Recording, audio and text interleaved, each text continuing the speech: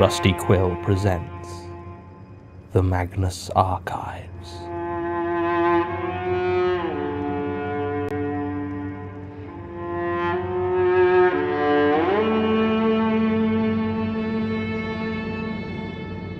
Episode 61, Hard Shoulder.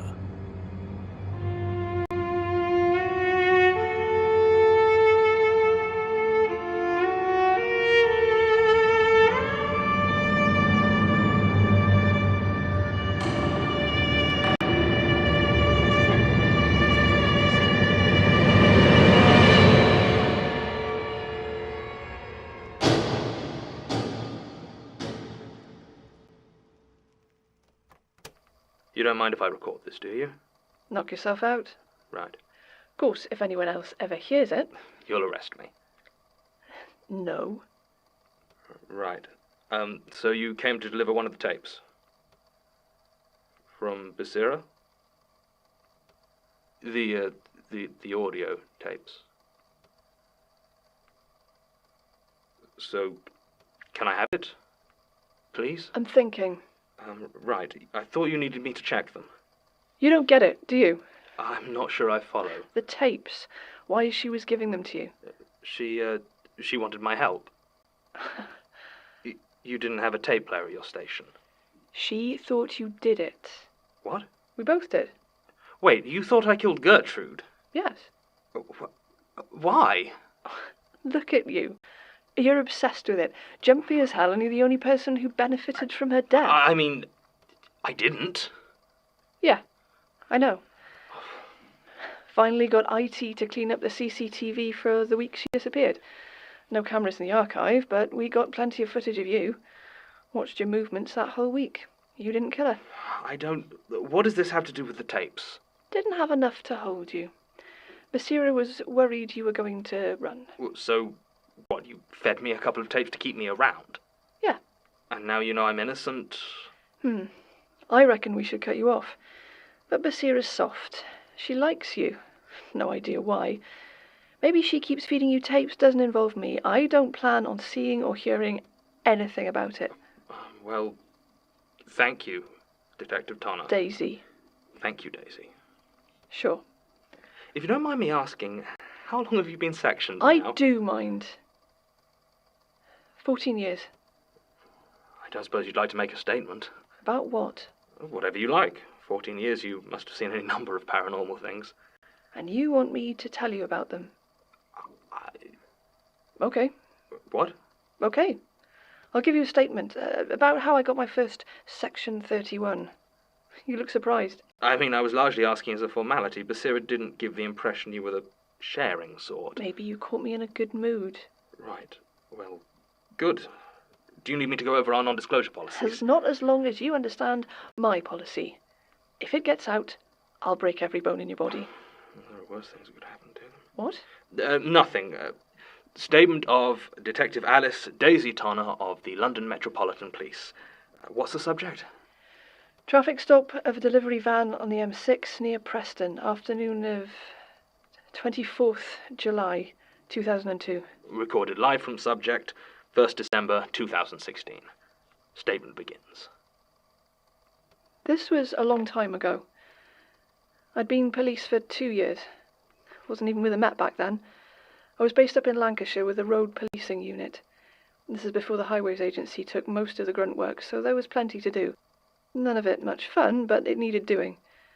Booking drink drivers was my favourite. I always hoped they'd refuse the breathalyzer, maybe even took a swing at me. Nothing funnier than a drunk asshole trying to avoid being arrested. I usually rode with Isaac Masters.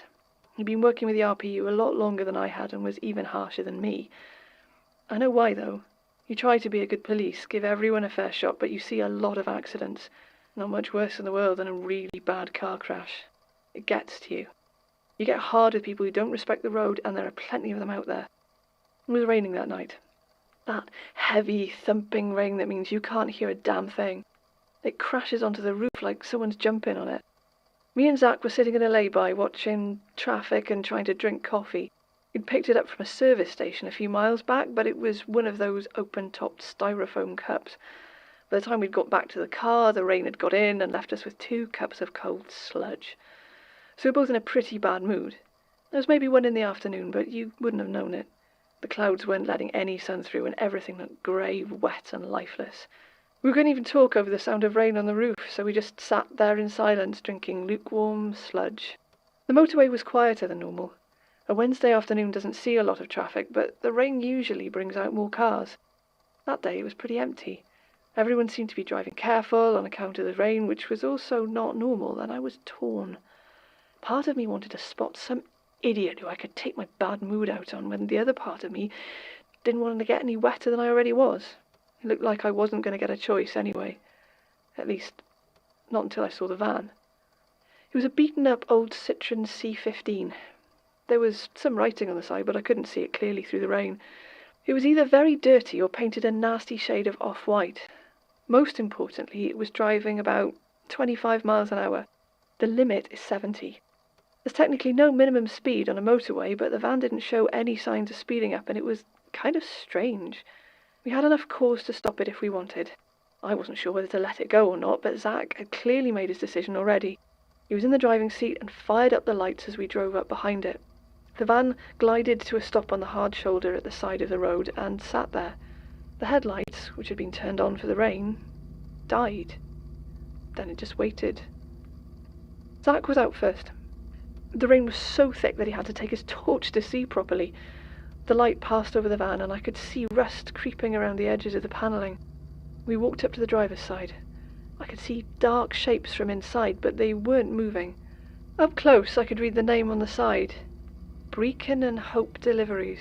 It was covered in a thick layer of dirt that the rain couldn't quite wash off. Zach knocked on the door and it opened. The man who got out looked normal, so normal that these days I can't really picture his face. Said his name was Tom. I wasn't the one looking over his driving licence, so I don't know about second names. From the other side, 2 men climbed out. They were huge. Hard faces like a pair of old stone statues, dressed in overalls and flat caps. They asked what was going on, speaking back and forth in Cockney accents, so broad and fake-sounding that I thought they were putting them on for a laugh. I was about to lay into them for it when a sound cut me short. Zach had been talking to Tom, who was making some bland explanation for his slow driving, caution, heavy rain, empty road, all that crap. But they heard it too, and he stopped mid-sentence to look at me. From the back of the van there was the sound of moaning. It sounded like, kind of like a moan of pain, but long and drawn out. It went on for almost a full minute and was almost, I don't know, kind of musical. I looked at Tom and the fake Cockney passengers, but their faces were unreadable. Zach gripped Tom firmly by the arm and led him to the rear doors of the van, demanding that he open it. He didn't resist, just nodded and got out a set of keys. He put one of them in the door, turned it, and the van opened. I saw that the 2 big guys had walked up next to us, so I was getting ready for trouble, but there's no way I would have guessed what was in there. It was a coffin. An old wooden coffin. Rough, unvarnished. I could see splinters where the nails had been hammered in badly. Wrapped all around it was a thick metal chain ending in a heavy padlock. That weird moaning was coming from inside it. It was the only sound that cut through pounding rain. I tensed up, reaching for my baton. If these people were kidnappers or worse, we would be in big trouble. I was ready for a fight, but they just stood there, not moving, staring at us. Everything about the situation felt wrong. I looked over at Zach, and he seemed to be thinking the same thing. He looked over at the 2 men in overalls and told them to take it out, then looked over to Tom, asking if he had a key to the padlock. Reaching into his jacket, the man who called himself Tom pulled out a large iron key and handed it to my partner. Didn't look like the other keys. I wanted to head back to the car and call in some backup, but Zach was a senior officer, and if he thought we should open it first, I was going to back his play. Zach took the key and walked towards the coffin, which now lay on the wet tarmac, lit only by the headlights of our car. The moaning was louder now, almost drowning out the sound of the hammering rain. Water had begun to flow off the wood, but everything else about it was still. As he got closer, I could see the words, "Do not open," scratched into the surface of the wood. It didn't look like my partner was paying them any attention, though. He gently placed the key into the lock, wincing slightly as he touched the metal, and turned it. The chains snapped off like they were spring-loaded. They whipped around violently and Zack jumped back, slipping and falling on his back. I brought my baton up just in case the strangers made a move, but they were motionless. The moaning had stopped. The only sound was the creaking of hinges as the lid of the coffin began to move. It was slow, the gap appearing first as just a crack, before finally opening completely. It was too dark to see what was inside at first, but when I shone my torch inside, I heard Zack gasp. I think I did as well. Inside of that wooden coffin, there was a staircase. It went down, apparently into the ground below, and seemed to go on as deep as I could see.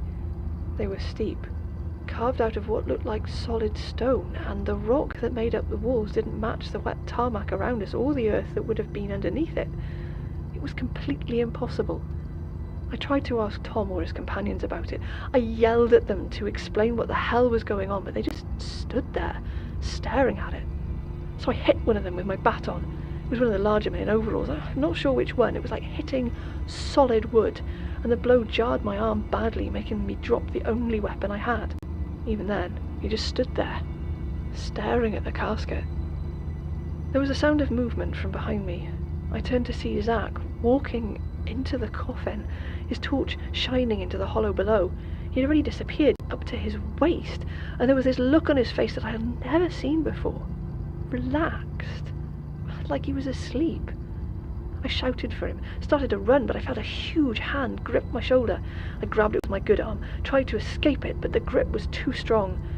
The texture of the flesh was like hard rubber. All I could do was watch as my partner kept walking into the earth on stairs that couldn't be there. After a few seconds, he was completely out of sight. I expected to hear something. Shouting, a scream, something. But it was still just the rain. The lid closed very slowly, and then he was gone.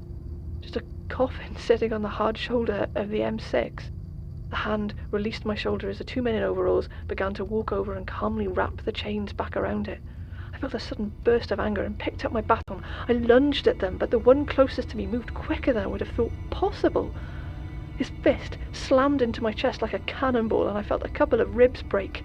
I collapsed to the floor, just lay there, as Tom and the two men locked the coffin back up, loaded it into the van, and drove off. I never saw Isaac Masters again. When I called it in, I was expecting a manhunt, an investigation, some kind of justice. It wasn't like we didn't have plenty of leads. Instead, I was handed a form I didn't recognise, told to sign it, and then reassigned to the Met. Since then, it's been one spook story after another. Right. Thank you. Are you quite all right? No. I never told that story to anyone except my old sergeant. I'm not sure I should go. Yes, of course, I'll see you out. There is one other thing. I've been meaning to ask Basira, but you might know better. I'm done. Oh, yes. Do you know anything about vampires? Yeah. Oh, it's just that... A while back, there were some problems. Arrest irregularities around a few missing person cases. Suspects being released without proper interrogation. Recordings of the interviews showed the subject wouldn't say a word, but the officers doing the interview would let them go anyway. I don't know the details of the investigation, but there's a new operating procedure now. Which would be... Cases matching certain parameters have to be monitored by another officer outside the room via video. In the very specific circumstance where the suspect says nothing but the interrogating officer acts as though they have, they're immediately removed from the room. Then they call me. Just you? There are a few others around who do it, but I take care of a dozen or so precincts. I cuff the suspect's hands and legs, drive them out into the middle of Epping Forest, and burn them to ashes. There's never enough left to be a problem. I don't know if they're vampires exactly, but that's what we call them. Good Lord.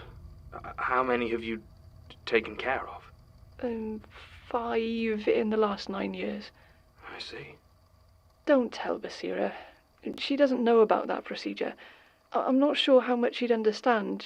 She's not cut out for that kind of work. Of course, I won't. Don't tell her any of this, okay? I was never here. If she wants to get you more tapes, that's her business, but you keep this visit to yourself. Got that? Of course. Good. Supplemental. That was an interesting interview. It seems we're not done with sinister coffins just yet, and the contents were Surprising, to say the least, but don't give any real clues as to its origin, purpose, or even its relationship with Brecon and Hope. Are they simply couriers, guardians, hostages?